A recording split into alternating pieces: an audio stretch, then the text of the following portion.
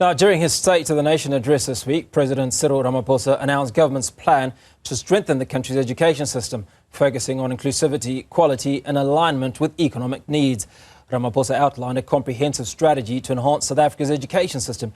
He also indicated that government aims to introduce a graduate recruitment scheme to attract the best and brightest into the public service. Ari Katz, CEO of Boston City Campus, joins me now. Ari, appreciate your time. Thanks so much for speaking to us. Now, President Ramaphosa highlighted youth unemployment as a critical issue. What role should higher education institutions play in addressing this crisis beyond just producing graduates? Good afternoon to you and your listeners. I think, just for a bit of context, I think we need to understand that we live in a country where youth unemployment for those who have a matric is somewhere around 35 to 40%, whereas graduate unemployment is just under 10%. So obviously, gaining in education does show that it reduces unemployment. However, 10% is still not an acceptable number in terms of graduate unemployment. So I think the president is quite right in trying to align the market needs with the education requirements.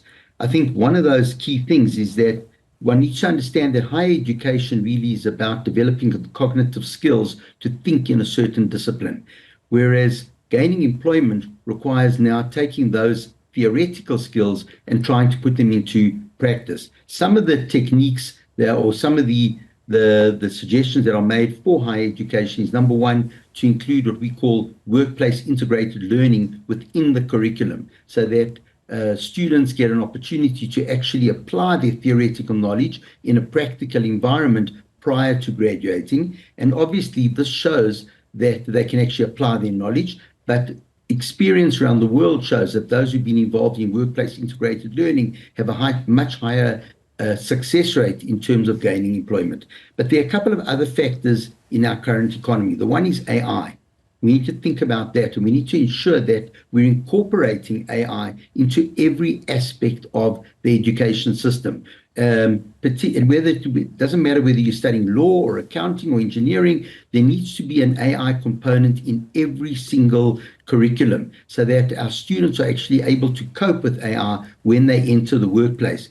That is a serious risk to creating employment in the country. And I think lastly, just on that, is for education institutions to also adopt what we call graduate support services in teaching graduates how to find employment. Things have changed, and the digital age has changed the way in which employers source employees and the way graduates actually search for employment. And that's a skill in and of itself. And it's important that we teach our graduates how to actually go out there and find employment in the digital age. Ari, that's pretty interesting. Let's focus a little bit on it before we move to the next point. What are some of these changes around how we should look for employment, also take into account how those that are looking for employees would search for them?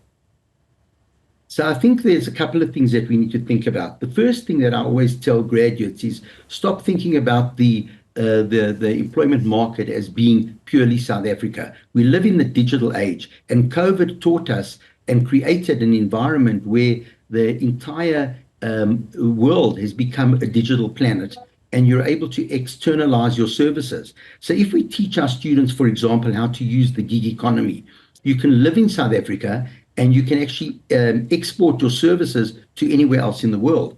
Now, one industry that's done that very successfully is actually the call center industry, where there's a huge outsourced market for South Africans who doing call center services on behalf of various countries around the world.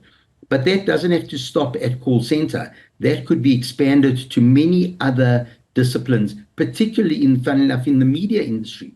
I mean, post-COVID, you can just imagine the demand for web services, for video editing services, for digital marketing services, etc.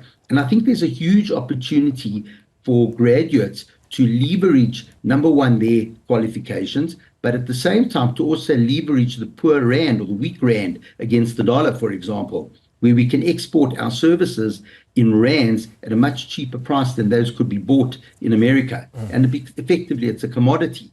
And we need to be teaching our graduates how to actually do that. Of course, that presupposes that our qualifications are going to be acceptable on the international scale. And therefore, I also think it's important for our educational institutions to obtain international formal accreditation so that our credentials are acceptable in other parts of the world. And I think that's going to be a huge factor in alleviating unemployment in South Africa, simply because the South African economy has its limitations. And therefore, we need to stay in South Africa and look outside to export our services.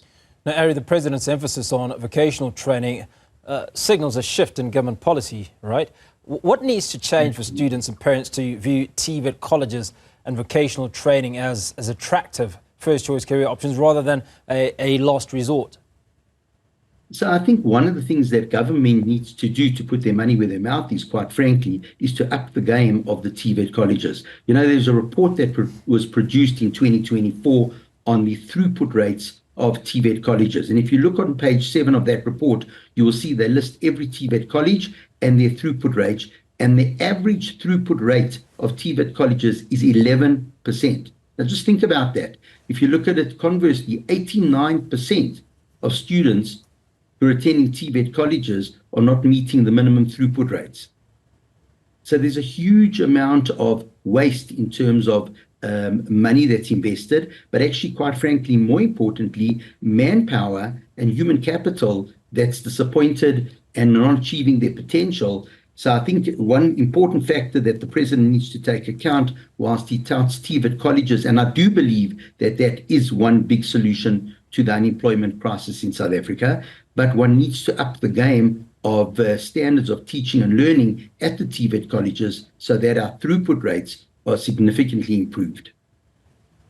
Now, what role should the private sector play in ensuring that students gain relevant work experience while studying? And how can these collaborations be scaled across the country? Because the President did challenge the private sector to come into this.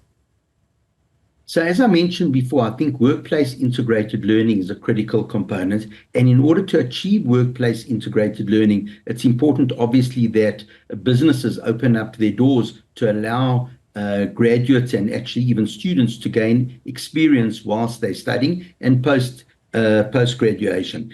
Because if they don't give them experience, we all know that your first job is actually probably your most critical job. And therefore, the private sector needs to open up their doors to actually give students gainful employment or at least experience. But I think in order to achieve that, it's all very well to talk about the lofty ideals, but if we want to achieve it practically, we need to incentivize business to actually do that. And I think probably the most effective way to incentivize them is through actually probably some tax incentives of some sorts. All right, Ari, that's where we're going to leave that conversation. Ari Katz, Boston City Campus CEO, walking us through those challenges.